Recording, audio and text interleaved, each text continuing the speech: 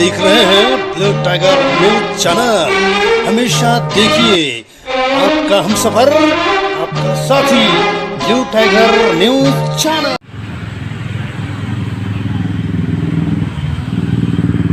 दोस्तों, सप्रेम जैवी, हम एडवोकेट सुधीर एच तायडे, संचालक तथा मुख्य संपादक blue tiger news channel Amravati Maharashtra. सबसे पहले ब्लू टाइगर न्यूज चैनल के कार्यक्रमों को नियमित रूप से देखने वाले भारत के तमाम दर्शकों का तथा ब्लू टाइगर न्यूज चैनल के कार्यक्रमों को नियमित रूप से सुनने वाले भारत के तमाम श्रोताओं का हम हार्दिक स्वागत करते हैं और आप सभी को धन्यवाद देते हैं। बातचीत एक जड़ी बूटी विक्रेता से, बातचीत एक जड़ी बूटी विक्रेता से इस सेगमेंट में हम आज एक बुजुर्ग जड़ी बूटी विक्रेता से ब्लू टाइगर न्यूज चैनल के माध्यम से बातचीत करने जा रहे हैं। तो दोस्तों, आइए हम आज बातचीत करते हैं एक जड़ी बूटी आयुर्वेदिक जड़ी बूटी विक्रेता से। जनाब, आपका ये निकाल दीजिए ना, कोई प्रॉब्लम नहीं। आपका पूरा नाम बोलिए। मेरा नाम खड़क बहादुर। खड़क बहादुर। खड़क बहादुर। तो बहादुर का मतलब तो पराक्रमी होता है। हाँ, पराक्रमी यानी पराक्रम करने वाला, निडर, जो डरपोक नहीं है। और खड़क का मतलब तो एक तो चट्टान भी होता है और तलवार भी होता है, यानी तलवार के साथ बहादुर। बहुत ज़बरदस्त नाम है आपका। तो आप कौन से देश के आप निवासी हो? हम नेपाल है। नेपाल जुमला, एकदम जुमला डिस्ट्रिक्ट। नेपाल में कौन सा जिला पड़ता है? जुमला जिला। जुमला जिला आता है। हाँ। और वो मंडल या तहसील कौन सी आती है? नराकोट तहसील। गांव गोठी। और जो कस्बा है वो गांव कौन सा है? गोठी गांव है। अच्छा, वो जुमला जिले से गोठी वो कितना फासला होगा, कितना किलोमीटर होगा, कितना दूर होगा? कम से कम जुमला बाजार पड़ता है, तहसील 50 किलोमीटर। तहसील आपके गांव से 50 किलोमीटर। और जिला कितना दूर पड़ता है? जिला 100 किलोमीटर। 100 किलोमीटर से ऊपर 150 किलोमीटर। 150 किलोमीटर है। तो आपको जो भी बाजार करने जाना पड़ता है, कपड़े खरीदने जाना पड़ता है, किराना खरीदने जाना पड़ता है, तो आप कहाँ तहसील में जाते हैं? पहला तहसील में जाता है, उसके बाद बाजार में जाता है, फिर बाद में जिला में जाता है। अच्छा, तो अभी आप ये जो जड़ी बूटी, जो आयुर्वेदिक जड़ी बूटी है, किसके हाथों में दर्द है, जोड़ों में दर्द है, कमर में दर्द है, किसके कब्ज का प्रॉब्लम है, पेट में दर्द है, सर में दर्द है, तो सारी प्रकार की जड़ी बूटी आप बेचते हो। तो आप नेपाल से भारत में और हमारे अमरावती शहर में आप कितने दिन पहले आए हो? हम 2-4 साल पहले भी आया। हाँ। आगे साल नहीं आया, आगे कोरोना का डर था। अच्छा। अभी साल आया, 2-4 साल पहले। अभी कितने दिन होगा? 1 महीना हुआ, 2 महीने हुआ? इधर नहीं, हमारा उसी में तो 1 हफ्ता हुआ है सर। 1 हफ्ता हुआ है। तो आपका जो गांव है और ये जो अमरावती है या भारत है, ये कम से कम कितना किलोमीटर का फासला होगा? 1000 किलोमीटर, 1200, 900? अमरावती से नेपाल। हाँ, आपका नेपाल आपको 2500 किलोमीटर पड़ेगा सर। 2500 किलोमीटर। 2500। अच्छा, तो आप वहाँ से ट्रेन से, रेलवे से आए या बस से आए? 2-3 रोज पैदल। 3 रोज पैदल। हाँ, पहले कैसे देखो, पहले जुमला आ गई, फिर जुमला से 3 रोज पैदल। कहाँ तक? इसको बोलता है सुरकेत बाजार। अच्छा। हाँ। और वहाँ से ही आया नेपालगंज से आया हम लखनऊ। फिर बस से आए कभी? बस से आए। हाँ, वहाँ से। हाँ। यानी 4-5 दिन आपको पैदल आना पड़ा। हाँ। फिर वहाँ आप लखनऊ से बस में आए। हाँ। और बस से फिर अमरावती में बस से आ गए? नहीं, अमरावती नहीं आया, डायरेक्ट छतरपुर आया। छतरपुर, छिंदवाड़ा। अच्छा। उससे अकोला छिंदवाड़ा से, अकोला से अमरावती। अच्छा। तो ये सब आने में कम से कम कितने दिन लगे आपको? कम से कम आने में 20 दिन लगे। अरे पैदल कुछ आना हुआ? पैदल में कुछ दिन गए? पैदल छोड़ के। हाँ। गाड़ी से 20 दिन लगा। 20 दिन लगा। अच्छा। तो ये जो जड़ी बूटी का आपको ज्ञान है, तो ये जड़ी बूटी का ज्ञान आपको आपके पिताजी से मिला आपको या दादाजी से मिला? ये आपको कैसा क्या मालूम है जड़ी बूटी के बारे में? पिता का मिला। पिताजी, और वो पिताजी को उनके पिताजी से मिला। हाँ। अच्छा, तो ये जो जड़ी बूटी है, ये जड़ी बूटी आप कहाँ पर से कहाँ खोजते हो इस जड़ी बूटी को? शिलादीप एकदम हिमालय पहाड़ बोलता है, एवरेस्ट माउंटेन। हाँ, उसको शिलादीप पैदा होता है। हाँ। 10 महीना बर्फ, अच्छा, 2 महीना खाली। हाँ, उसमें रस निकलता है, अच्छा, उसको शिलादीप होता है। अच्छा। और ये शिलाजीत आदमी की ताकत बढ़ाता है? ताकत भी है बाबूजी, घुटना में, कमर में, जोड़ में, ठेवना में। अच्छा, रक्त को सर्कुलेट करता है। अच्छा, यानी जो खून में अगर गुठली जमा हो गई हाँ, हाँ। और खून का ब्लड बराबर हाँ, फ्लो हाँ, नहीं हो रहा, हाँ, तो रक्त भी बराबर बहता है। Blood circulation। शरीर को ताकत भी देता है। अच्छा, हड्डी को अभी आपके पास में क्या क्या कुछ चीजें बता सकते हो? और केसर है सर, केसर। अच्छा, केसर है हिमालय के 2 महीना के पौधा है। हाँ, वहाँ लगाती है? हाँ, वहाँ खेती होती है। हाँ। अच्छा, 2 महीना के पौधा तो है। फिर वो कितने महीने के बाद जब अपन पौधा लगाते हैं तो कितने महीने के बाद उसमें केसर तैयार होता है? हाँ, 2 महीना उसका पौधा पैदा होता है। हाँ, 1 महीना के बाद उसको फिर निकालना पड़ता है। अच्छा, अभी कुछ दिखा सकते हो? हाँ। दिखाइए।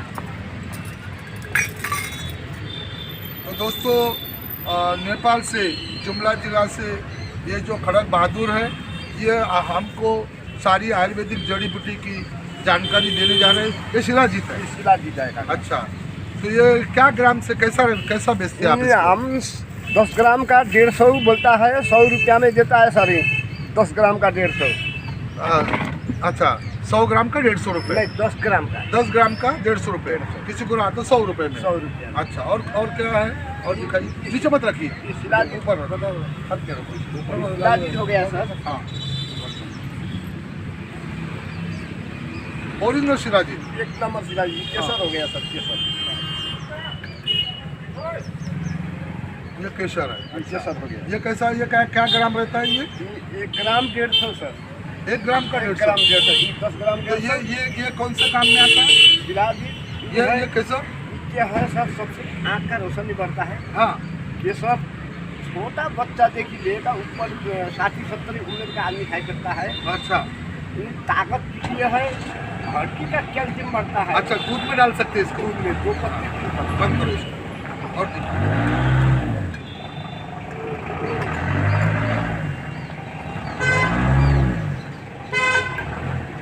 ये हींग है।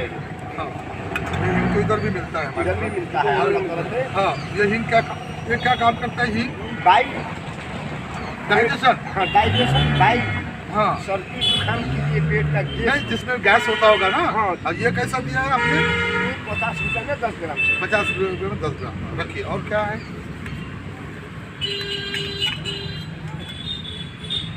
ये है नेपाल की धनिया। नेपाल की इसको नाम बोलता है धनिया। हाँ। ये धनिया, नेपाल की धनिया। ये नेपाल की धनिया। हाँ, ये क्या करता है ये भी कब्ज के लिए? हाँ, कफ, खांसी, कब्जियत, दम के लिए। दम के लिए, खांसी के लिए, कफ के लिए, कफ के लिए, गैस्ट्रिक के लिए। और कब्ज में, पेट में अगर बराबर उसमें पेट जाम अगर हो गया, हाँ, हाँ। उसके लिए भी। हाँ, कफ नहीं निकलता है, कफ जाम हो गया, उसी के लिए। हाँ, ये कैसा देते हैं? 70 रुपया 10 ग्राम। 70 रुपये की 10 ग्राम। अच्छा, हो गया। और क्या? बस यही है बाबू, सब एक ही चीज है। ये मेन आइटम है। मेन आइटम हाँ, है। तो ये रखिए। अच्छा, तो उसके साथ साथ में ये जो जड़ी बूटी का आप व्यवसाय करते हो, भारत में आते हो, तो कितने महीने के लिए आते हो? 2 महीना, 3 महीना? 3 महीना के लिए। 3 महीने के लिए आता है। बाद में 9 महीने फिर आप वहाँ पर क्या खेती करते हो? खेती करता है, शिलाजीत निकलता है, हिंग निकलना पड़ता है, खेती करना आपके पड़ता है। और वहाँ पशुपालन भी करता है? पशुपालन, गाय भैंस है आपके गाय, पास में? भैंस, बकरी सब है। गाय है, भैंस है, बकरी है, उसका दूध भी निकालता है, दूध भी निकालता है। पशुपालन करता है। खेती में कौन सी फसल होती है? मकई, मक्का, मरूर, घी, धान। धान होता है? धान भी होता है, मक्का होता है। ज्यादा आप लोग धान यानी चावल ही खाते हो क्या? ज्यादा चावल, एक दिन चावल, एक दिन रोटी। और रोटी काय की? मक्के की? मक्की की, मक्की। गेहूं नहीं होता आपके ये तरफ? भी होता है। अच्छा, लेकिन ज्यादा करके मक्के की रोटी हाँ, और चावल। चावल। एक समय में चावल, एक समय में रोटी, मक्का का रोटी। मक्के का रोटी होता है। तो दोस्तों, आज बहुत बढ़िया शानदार हमारी बातचीत हुई। हमारे जड़ी बूटी के जानकार और जड़ी बूटी के विक्रेता खड़ग बहादुर, जो नेपाल के जुमला एक ज़िला है और वहाँ से उनका गोठी करके गांव है, कम से कम 150 या 200 किलोमीटर। और पिछले 4 वर्षों से ये भारत देश में जड़ी बूटी बेचने को आते हैं। और पिछले साल कोरोना था, इसलिए वो पिछले साल नहीं आ सके। अभी वो 8 दिन पहले आए हैं और उनको यहाँ अमरावती में पहुँचने को कम से कम 20 दिन लगे हैं। 20 दिन का मतलब कहीं रुक रुक के आए हैं वो, और उनका पहले पैदल उनको नेपालगंज तक उनको पैदल आना पड़ा। वहाँ से फिर उनको लखनऊ तक वो बस से आए और लखनऊ के बाद वो छिंदवाड़ा तक बस में आए और छिंदवाड़ा से फिर अकोला तक बस में आए और अकोला के बाद में वो अमरावती में पहुँचे हैं। और उन्होंने कहा कि अभी तो एलोपैथी चलती है, बड़े बड़े डॉक्टर हैं और बड़े बड़े मल्टी स्पेशलिटी अस्पताल है, लेकिन ये जो हमारे जो पुरखे थे, हमारे जो बुजुर्ग थे, तो तब तो कोई अस्पताल नहीं थे और बड़े बड़े डॉक्टर नहीं थे और वो खेती बाड़ी में काम करते थे और मजदूरी काम करते थे।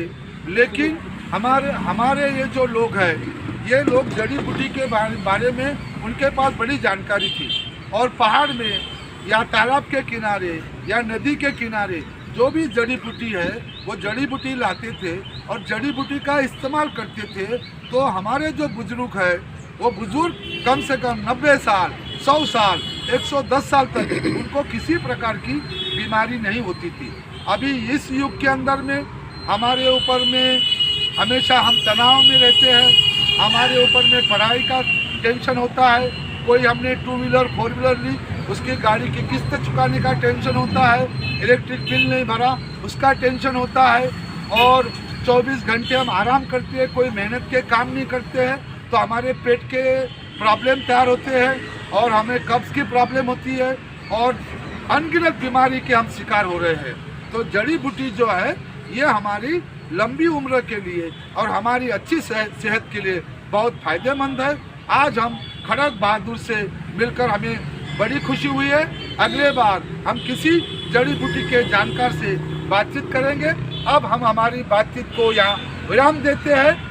अब एडवोकेट सुधीर एस्ताडे को इजाज़त दीजिए और हम अपनी बातचीत को विराम देते हैं। जय शिवराय, जय भीमराय, जय महाराष्ट्र, जय हिंद। बोलो ना। ये हमारा नेपाल का राष्ट्रीय टोपी है जी। ये हमारे को ये बहुत लगाने का शौक होता है। हम दोस्ती बनाना है। हम लोग जो भारत का आदमी हम नेपाल को इज्जत रखे, हम इसकी भी हम दोस्ती बनाना है। हम भाई भाई देश है ना। तो मैं ये इनका बड़ा धन्यवाद करता हूँ कि ये नेपाल की राष्ट्रीय टोपी है और ये बोलते हैं कि नेपाल और भारत हम पड़ोसी है, हमारी संस्कृति एक जैसी है और हमारा जो कल्चर है वो एक जैसा है और हजारों वर्षों से हमारे और भारत के और नेपाल के रिश्ते भी हो रहे हैं और हम भारत को हमारा दोस्त राष्ट्र मानते हैं। इसलिए ये दोनों हमारे नेपाली भाइयों ने मुझे बड़े प्रेम के साथ ये दोस्ती की निशानी करके टोपी पहनाई है और इन नेपाली भाइयों का मैं धन्यवाद करता हूँ और इनके दोस्ती को कबूल करता हूँ।